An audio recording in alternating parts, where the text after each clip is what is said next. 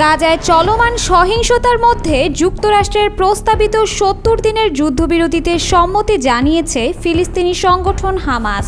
এতে ইসরায়েলের সঙ্গে যুদ্ধ বন্ধে নতুন আশার আলো দেখা দিয়েছিল। তবে যুদ্ধবিরতির এ প্রস্তাব প্রত্যাখ্যান করেছে ইসরায়েল।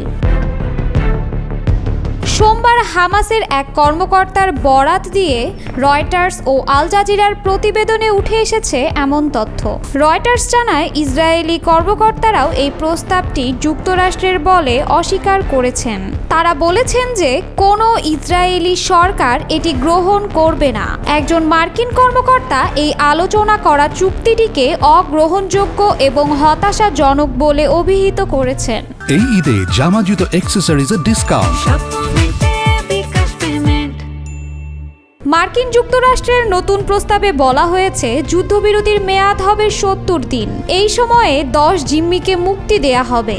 মধ্যস্থতাকারীদের মাধ্যমে হামাস প্রস্তাবের সম্মতি জানিয়েছে। হামাসের সূত্রটি জানিয়েছে, প্রস্তাবে রয়েছে ৭০ দিনের যুদ্ধবিরতির বদলে হামাস ২ ভাগে ১০ জীবিত জিম্মিকে মুক্তি দেবে এবং দখলদার ইসরায়েলি সেনারা গাজা থেকে আংশিক সরে যাবে।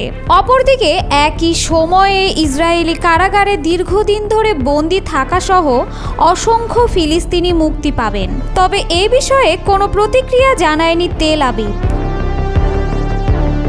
এদিকে কাতার ভিত্তিক সংবাদ মাধ্যম আল জাজিরার প্রতিবেদনে বলা হয়েছে, রয়টার্সের প্রতিবেদনে যে যুদ্ধবিরতি চুক্তির কথা বলা হয়েছে সেটি নেতানিয়াহু সরকার প্রত্যাখ্যান করেছেন।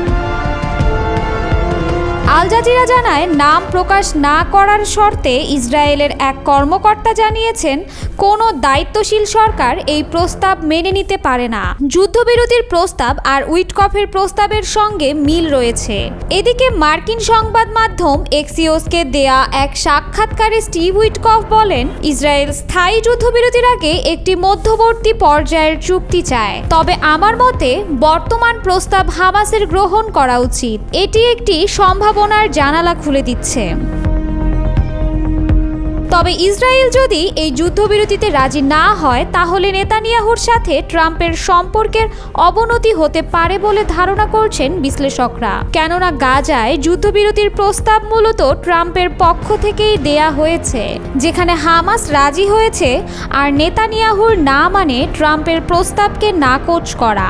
বিশ্লেষকরা বলছেন, যুদ্ধবিরতিতে ইসরায়েল রাজি না হলে যুক্তরাষ্ট্রের সাথে তাদের দূরত্ব বাড়তেই থাকবে, যা নেতানিয়াহুর জন্য কোনো ভালো ফলাফল নিয়ে আসবে না। এখন দেখার বিষয় শেষ পর্যন্ত নেতানিয়াহু কোন পথ বেছে নেয়।